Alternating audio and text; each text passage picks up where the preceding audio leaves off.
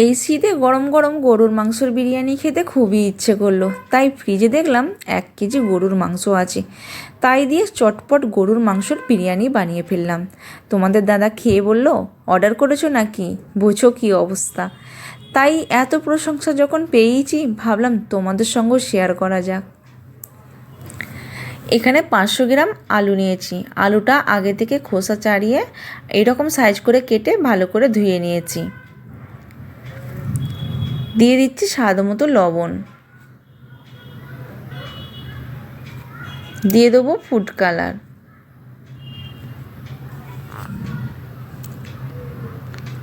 লবণ আর food colour দিয়ে আলুটাকে ভালো করে মাখিয়ে নিচ্ছি।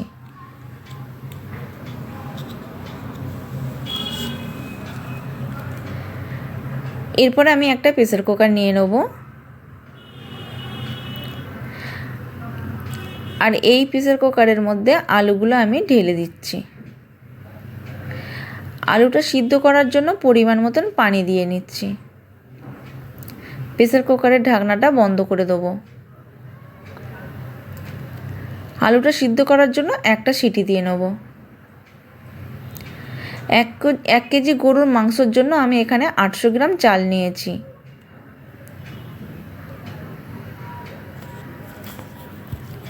আর এই চালটা আমি ভালো করে পানি দিয়ে ধুয়ে নিচ্ছি। তো আমি এরকমভাবে কচলে কচলে চালটা ধুয়ে নিচ্ছি।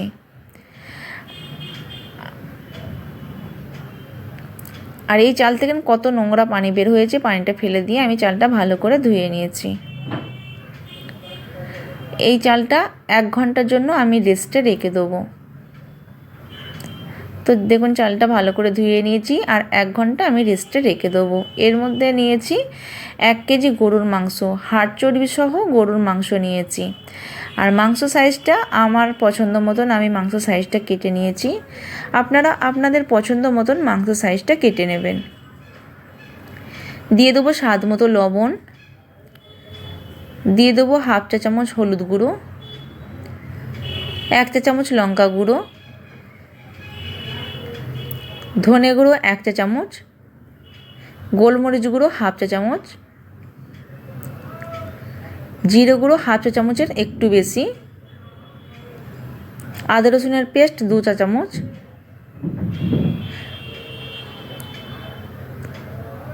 4টে কাঁচা লঙ্কা, 100 টক দই, আর গরম মশলা 1 চা চামচ। এখানে 2টো পেঁয়াজ নিয়েছি, পেঁয়াজটা ছোটো সাইজের পেঁয়াজ নিয়েছি 2টো, আর এই পেঁয়াজটা আমি কেটে নিচ্ছি। পেঁয়াজটা কাটা হয়ে গেছে, আমি পেঁয়াজটা এই মাংসের মধ্যে দিয়ে দিচ্ছি।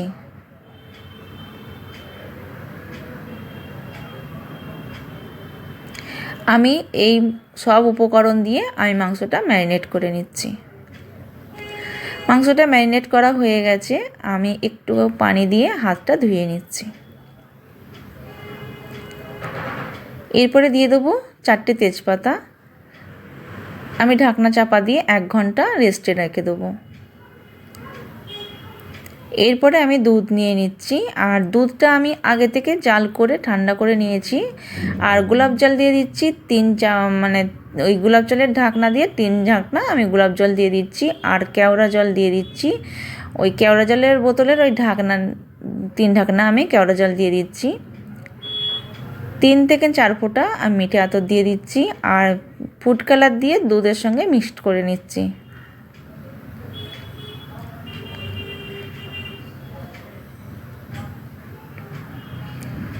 এরপরে নিয়ে নিচ্ছি বেরেস্তার জন্য আমি 2টো বড় সাইজের পেঁয়াজ নিয়েছি। পেঁয়াজটা কেটে নিচ্ছি। পেঁয়াজটা কাটা হয়ে গেছে, আমি এই পেঁয়াজটা আমি একটার গায়ে একটা ছেড়ে যায়, সেই কারণে আমি পেঁয়াজটার গায়ে আমি পেঁয়াজটা ছাড়িয়ে নিচ্ছি। এরপর আমি চুলা বসিয়ে দিয়েছি, এই চুলায় একটা কড়া বসিয়ে দিয়েছি। কড়াটা গরম হয়ে গেছে, সাদা তেল ঢেলে দিচ্ছি। তেলটা গরম হয়ে গেছে, আমি পেঁয়াজগুলো ঢেলে দিচ্ছি।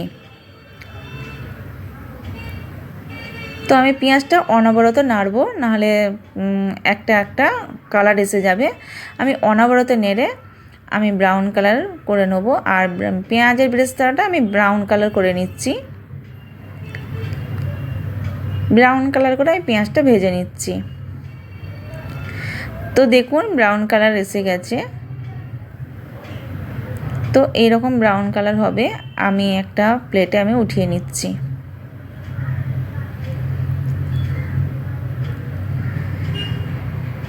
আর এটা একটু চাড়িয়ে দিয়ে আমি এরই মধ্যে দিয়ে দেবো পেঁয়াজের বেরেস্তাটা গরম গরম থাকা অবস্থাতেই দিয়ে দিচ্ছি 1 চা চামচ চিনি আর হাফ চা চামচ গরম মশলা, হাফ চা চামচের একটু কম গরম মশলা দিয়ে আলতো হাতে আমি মাখিয়ে নিচ্ছি।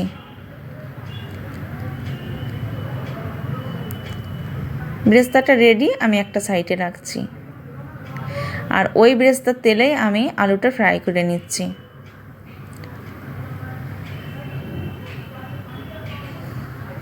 আর এদিকে ভাতের জন্য একটা হাঁড়ি বসিয়ে দিয়েছি আর হাঁড়ির মধ্যে পানি নিয়ে নিয়েছি আর দিয়ে দিচ্ছি স্বাদ মতো লবণ, দিয়ে দেবো 4টে তেজপাতা,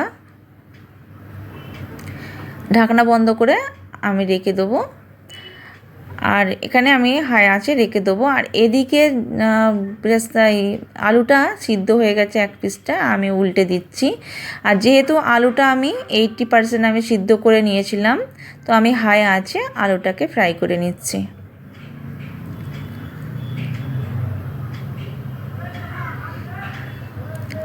আর এখানে আমি 2টো পাতিলেবু নেবো। আর এদিকে আলুটা হয়ে গেছে, আলুটা আমি উঠিয়ে নিচ্ছি। তো বাকি আলুগুলো আমি এইভাবে ফ্রাই করে নিচ্ছি। আর এদিকে আমি 5টা এলাচ, 6টা 7টা লং আর 2টো দালচিনি নিয়ে আর এর পানির মধ্যে দিয়ে দিলাম। আর পাতিলেবুর রসটা যে আমি নিংড়ে রেখেছিলাম সেই পাতিলেবুর রসটা আমি দিয়ে দিচ্ছি, এই হাঁড়ির মধ্যে দিয়ে দিলাম। পানিটা ফোটার অপেক্ষায় থাকবো। তো এখানে এই আলুগুলো ফ্রাই করা হয়ে গেছে, আমি এই আলুগুলো উঠিয়ে নিচ্ছি। তো দেখুন আলুগুলো পুরো ফ্রাই করা হয়ে গেছে। এরপর আমি চুলার মধ্যে একটা কড়া বসিয়ে একটা প্রেসার কুকার বসিয়ে দিলাম। আর এই প্রেসার কুকারের মধ্যে ম্যারিনেট করা যে মাংসটা ছিল সেই ম্যারিনেট করা মাংসটা আমি দিয়ে দিলাম। তো আমি একবার নেড়ে নেবো। আর এখানে পাত্রটা ধুয়ে আমি পানি দিয়ে দিলাম। তো আমি একবার নেড়ে নিচ্ছি। এখানে আমি এখন কষবো না, আমি একবার নেড়ে নিয়ে চাপা দিয়ে রাখবো। আর এদিকে ভাতের পানিটা বলক এসে গেছে, আমি চালগুলো ঢেলে দিচ্ছি।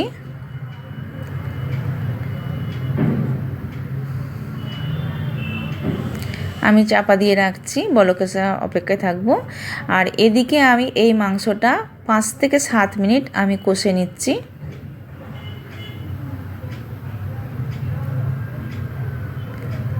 তো 5 থেকে 7 মিনিট কষা হয়ে গেছে, আমি এটা 3টে সিটি দিয়ে নেব। এই মাংসটা আমি 3টে সিটি দিয়ে নিচ্ছি। আর এদিকে ভাতটা বলক এসে গেছে, আমি ভাতটা 80% আমি সিদ্ধ করে নেব। তো দেখুন এখনও হয়নি, আরও 2 মিনিট লাগবে। তো এখনও শক্ত আছে, তা আমি আরও 2 মিনিট জাল করে নিচ্ছি।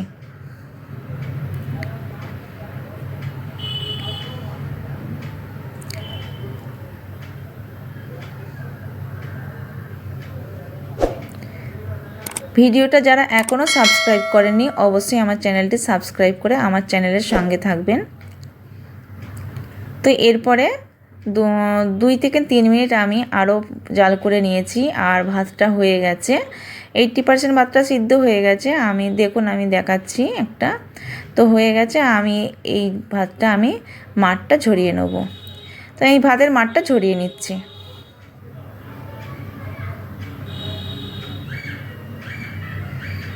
ভাতের মাঠটা ঝরানো হয়ে গেছে দেখুন। তো আমি এটা চাপা দিয়ে রাখছি। এরপরে প্রেসার কুকারে সিটি হয়ে গেছে, আমি এই সিটিটা বন্ধ করে আমি এই মাংসটা কষে নেব।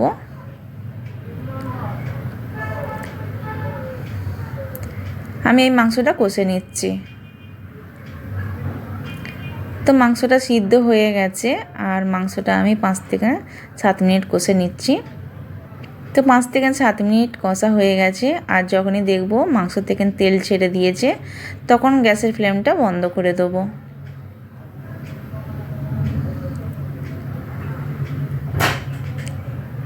তো মাংস থেকে তেল ছেড়ে দিয়েছে,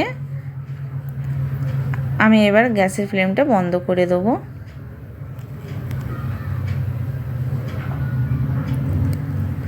তো গ্যাসের ফ্লেমটা বন্ধ করে দিয়েছি আর এই মাংস থেকে যে রোগানটা বেরিয়েছে এই রোগানটা আমি একটা পাত্রে উঠিয়ে নিচ্ছি।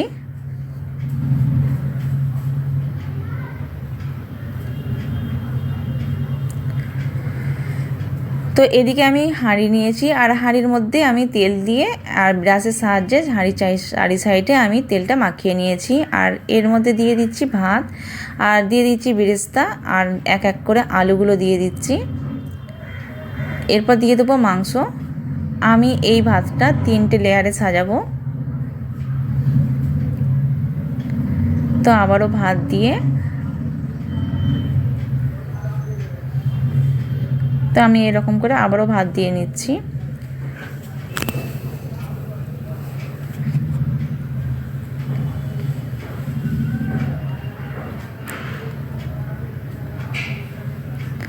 ভিডিওটা যদি ভালো লাগে অবশ্যই লাইক কমেন্ট শেয়ার করবেন, পাশে থাকা বেল আইকনটি ক্লিক করে রাখবেন, যখনই নতুন কোনো ভিডিও আপলোড করব সবার আগে আপনাদের কাছে পৌঁছে যাবে। আর এই ভাতের মধ্যে আমি বেরেস্তা দিয়ে দিলাম, আলু আর মাংস যেগুলো ছিল সব দিয়ে দিলাম, দিয়ে আমি দুটো লেয়ার হয়ে গেল, এটা 3টে লেয়ারে পড়েছে, তো 3টে লেয়ার হয়ে গেল। এরপর আমি বেরেস্তা দিয়ে আমি এরপরে ধনে পাতা দিয়ে দেবো। তো বেরেস্তা দেওয়া হয়ে গেছে, আমি ধনে পাতা দিয়ে দেবো। তো তার আগে আমি এখানে যে রোগনটা রেখেছিলাম সেই রোগনটা আমি দিয়ে দিচ্ছি।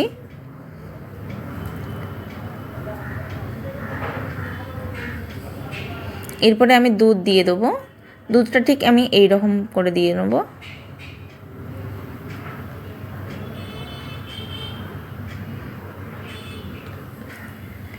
তো এরপর আমি ধনে পাতা দিয়ে দিচ্ছি। ধনে পাতাটা পুরোপুরি অপশনাল, আপনারা দিতেও পারেন আর নাও দিতে পারেন আপনাদের পছন্দ মতন। তো আমি এখানে আটা দিয়ে আমি চারি সাইডে মাখিয়ে নিয়েছি। এরপর ঢাকনা দিয়ে বন্ধ করে দেবো।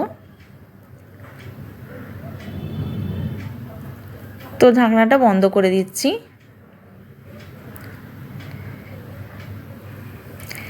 এরপরে আমি চুলায় একটা তাওয়া বসিয়ে নেব। তো চুলায় একটা তাওয়া বসিয়ে দিয়েছি, তাওয়াটা গরম হয়ে গেছে আর আমি এই ভাতের হাঁড়িটা আমি বসিয়ে দিলাম। এটা 2 ঘন্টা আমি দমে দিয়ে রাখবো। তো 2 ঘন্টা আমি দমে দিয়ে রাখছি। 2 ঘন্টা পর আমি ফিরে এলাম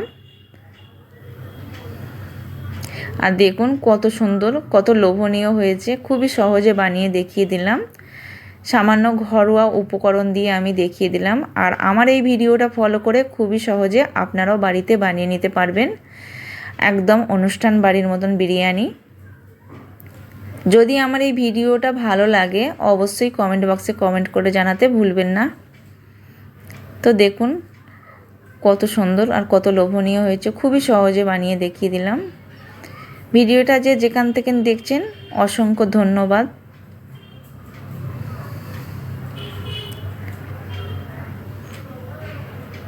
তো আমি এর উপরে পেঁয়াজ দিয়ে আমি পরিবেশন করব। তো সবাই ভালো থাকবেন, আল্লাহ হাফেজ।